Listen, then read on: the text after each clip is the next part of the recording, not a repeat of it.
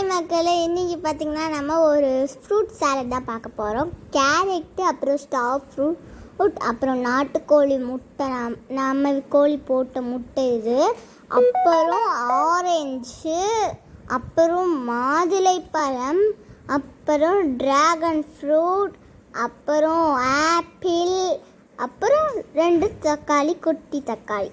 இது ரெண்டுமே க்யூட்டாக இருக்குல்ல. இப்போ பார்த்தீங்கன்னா எதுக்கு இதெல்லாம் காமிக்க, ஆப்பிள் சாப்பிட்றதுனால என்ன நன்மை அப்படின்னு நம்ம அப்பா கிட்ட கேட்டு தெரிஞ்சுக்கலாம். அப்பா சொல்லுங்கள்.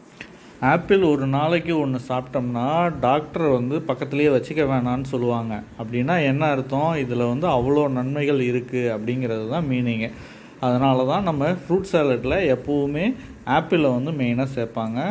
இப்போ ஆயுத பூஜை டைமுங்கிறதுனால ஆப்பிள்லாம் கொஞ்சம் சீப்பாகவே கிடைக்கிது. அதனால் நம்மளும் அந்த ஃப்ரூட் சாலட்டில் அதை சேர்த்துருக்கோம். சரிங்களா? இந்த ஆப்பிளில் நிறைய விட்டமின்ஸ் இருக்கிறதுனால இது எல்லாருக்குமே நல்லது. அதனால தான் ஹாஸ்பிட்டலில் இருக்கிறவங்கள பார்க்க போனால் கூட ஆப்பிள் வாங்கிட்டு போகிறாங்க. அடுத்து பார்த்திங்கன்னா நம்ம இப்போ ட்ராகன் ஃப்ரூட்டை கட் பண்ண போகிறோம். ஆமாம் மக்களே, ட்ராகன் ஃப்ரூட் கட் பண்ண போகிறோம். இது பார்த்திங்கன்னா ஈஸியாக கட் பண்ண முடியுமா அப்படின்னு கேட்டிங்கன்னா, ஆமாம் மக்களே, ஈஸியாக தான் கட் பண்ண முடியும். இதோட மினரல்ஸ் என்ன நம்ம அப்பா சொல்லுவார்.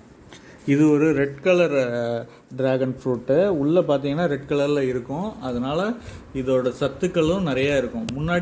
முன்னாடியெல்லாம் பார்த்தீங்கன்னா ட்ராகன் ஃப்ரூட்டு நம்ம பார்த்துருக்க கூட மாட்டோம். இப்போ தான் இதெல்லாம் எல்லாருக்குமே அவைலபிளாக இருக்குது. இந்த ட்ராகன் ஃப்ரூட்டை நம்ம சாப்பிட்றதுனால நிறைய விட்டமின்ஸ் நமக்கு கிடைக்குது. அதுவும் இந்த ரெட் கலரில் இருக்கக்கூடிய ட்ராகன் ஃப்ரூட்டு ரொம்ப ஸ்பெஷலு. எல்லா இடத்துலையுமே கிடைக்காது. இந்த வெள்ளையாக இருக்கக்கூடிய ட்ராகன் ஃப்ரூட்டை விட இது கொஞ்சம் ரேட்டும் ஜாஸ்தி தான். அதனால் இது கிடச்சிச்சின்னா விடாமல் எங்கே விற்றாலுமே வாங்கி சாப்பிடுங்க. இதில் நிறைய விட்டமின்ஸ் இருக்குது. சரி மக்களே, அப்புறம் நம்ம ட்ராகன் ஃப்ரூட்டை இன்னும் கொஞ்சோண்டு ஒரு பீஸ் இருக்குது, அதையும் கட் பண்ணி முடிச்சிட்டோன்னு வைங்களேன். அப்புறம் ஆரஞ்சு, அப்புறம் அந்த சாத்துக்குடி இதெல்லாமே கட் பண்ணி முடிச்சிடலாம். இப்போ இந்த பீஸை மட்டும் கட் பண்ணி முடிச்சிருவோம் நாங்கள். அதையும் அங்கே அப்பாவே சொல்லுவார் பாருங்கள். இந்த ட்ராகன் ஃப்ரூட்டோட செடி பார்த்திங்கன்னா நம்ம வீட்டு மாடி தோட்டத்தில் வச்சுருக்கோம். இது ரிலேட்டடாக ஒரு ஷார்ட்ஸு கூட இப்போ ரீசெண்டாக போட்டிருக்கோம். டைம் இருந்தால் அதையும் பாருங்கள். இது பார்த்திங்கன்னா கொஞ்சம் ரேரான வெரைட்டி தான். எல்லா இடத்துலையுமே கிடைக்காது, ரொம்ப ரேராக தான் கிடைக்கும். இது சீசனல் ஃப்ரூட்லாம் கிடையாது, எல்லா டைமும் கிடைக்கும். அப்புறம் மாதுளைப்பழம் எப்படி வெட்டணும் நம்ம அப்பா கிட்ட தான் கேட்டு தெரிஞ்சுக்கணும். அந்த மாதிரியான ஒரு மாதுளைப்பழத்தை ஸ்டைலில் வெட்டினாரு, கேளுங்க. மாதுளம்பழம் பார்த்திங்கன்னா நிறைய மினரல்ஸும் விட்டமின்ஸும் இருக்குது. இதில் என்ன பிரச்சனைன்னு பார்த்தீங்கன்னா, யாருமே மாதுளம்பழத்தை உரிக்கிறதுக்கு சிரமப்படுவாங்க. அதை எப்படி ஈஸியாக உரிக்கலாம் அப்படிங்கிறது தான் இப்போ காமிச்சிட்ருக்கேன். மேலே ஒரு கட்டு, கீழே ஒரு கட் பண்ணிவிட்டு 4ஆக உரிச்சிட்டோம் அப்படின்னா இது உள்ளே இருக்கக்கூடிய அந்த பல்ப்பு எல்லாத்தையும் ஈஸியாக எடுத்துடலாம். இப்போ நான் வீடியோவில் பார்க்குற மாதிரியே ஈஸியாக எடுத்துக்கலாம்.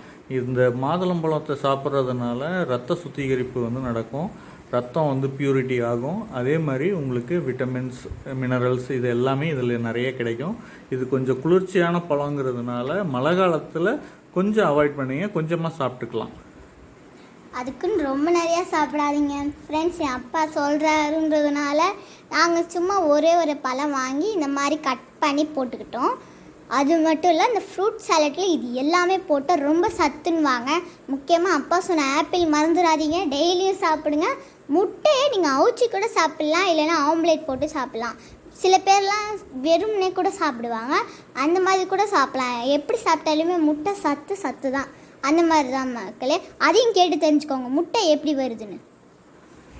இந்த முட்டை பார்த்திங்கன்னா நம்ம நாட்டுக்கோழியோட முட்டை. நம்ம வீட்டில் ஒரு சில கோழிகள் இருக்குது. இது எல்லாமே பார்த்திங்கன்னா சிறுவடை கோழியோட முட்டை.